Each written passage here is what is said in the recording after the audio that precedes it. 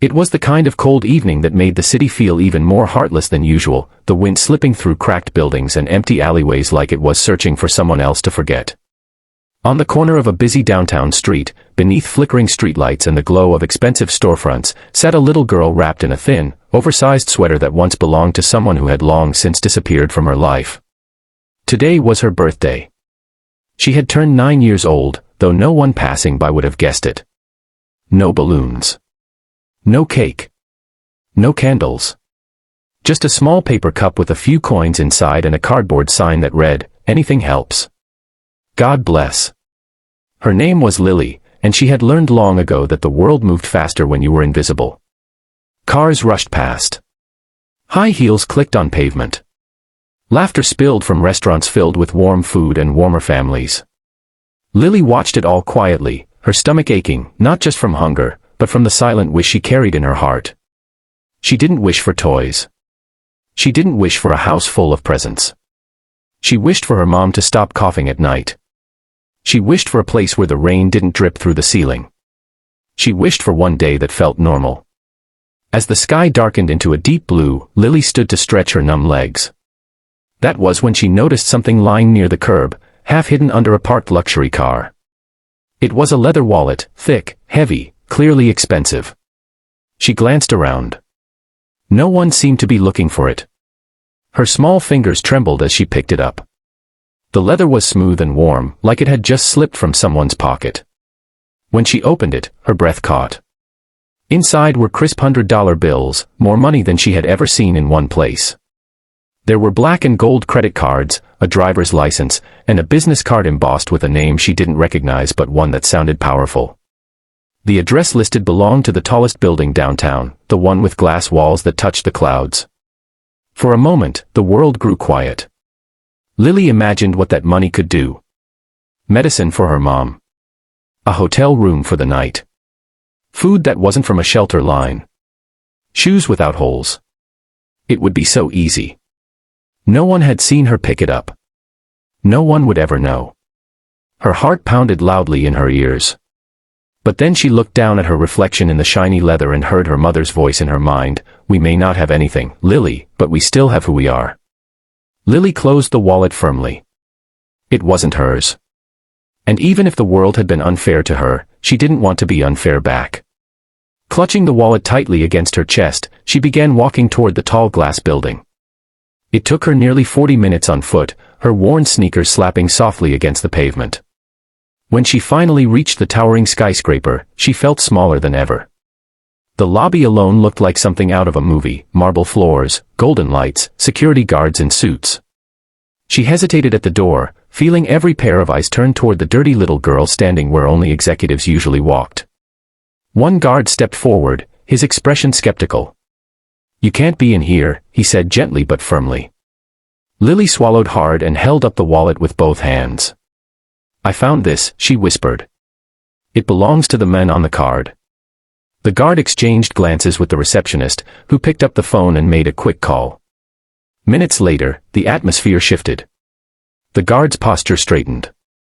"Wait here," he said, suddenly serious.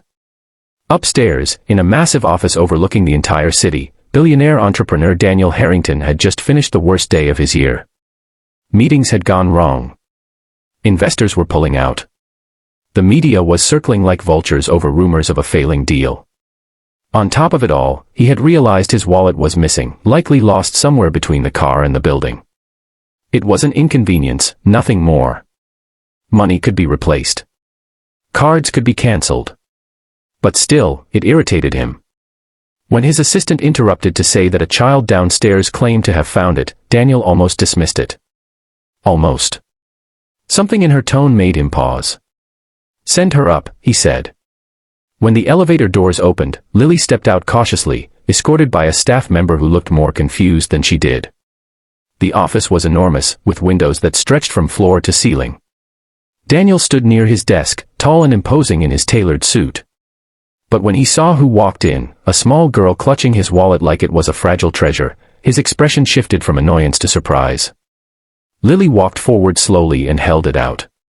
"I think this is yours, sir." Daniel took the wallet and opened it. Everything was there. Every dollar.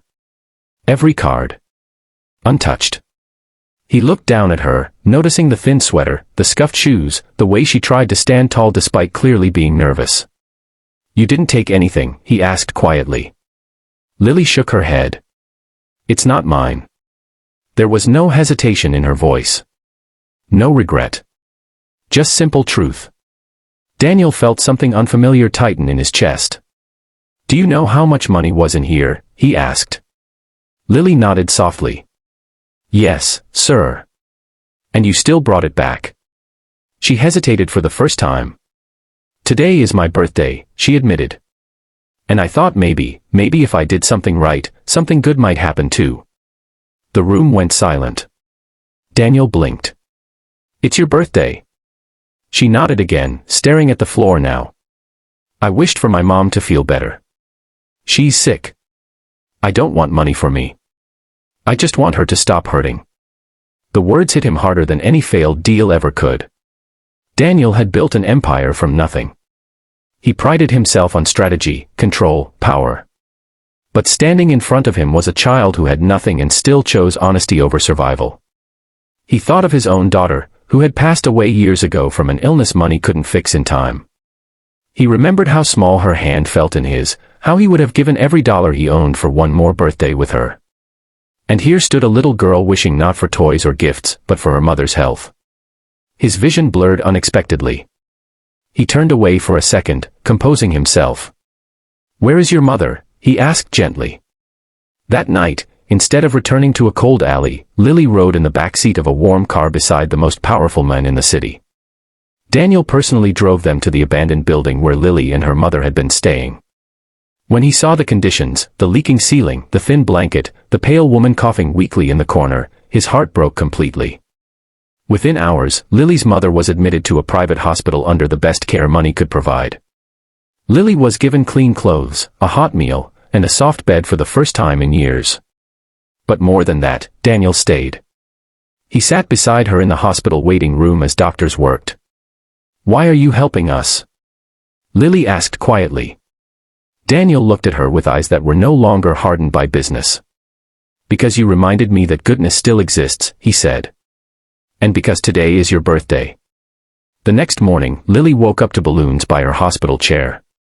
A small cake with 9 candles waited on the table. Nurses and doctors gathered softly to sing. But the biggest gift wasn't the cake or the presents Daniel had arranged. It was the news that her mother would recover with proper treatment. Lily didn't cry when she heard it. She simply closed her eyes and whispered, "Thank you." Daniel stepped outside the room, finally allowing tears to fall freely. Her wish hadn't been for herself. It had been for love. For family. For healing. In that moment, he made a decision that would change not just their lives, but his own. He established a foundation that very week dedicated to helping homeless families get medical care and housing. And he named it after Lily. Because sometimes the smallest hands carry the biggest integrity. Sometimes the poorest hearts hold the richest values. And sometimes, on a cold birthday night, a homeless girl can return more than a wallet, she can return a man's humanity. If this story touched your heart even a little, don't forget to subscribe to the channel. Because here, we believe kindness is powerful, honesty matters, and even the smallest act can change the biggest life. Stay with us for more stories that remind you the world still has hope.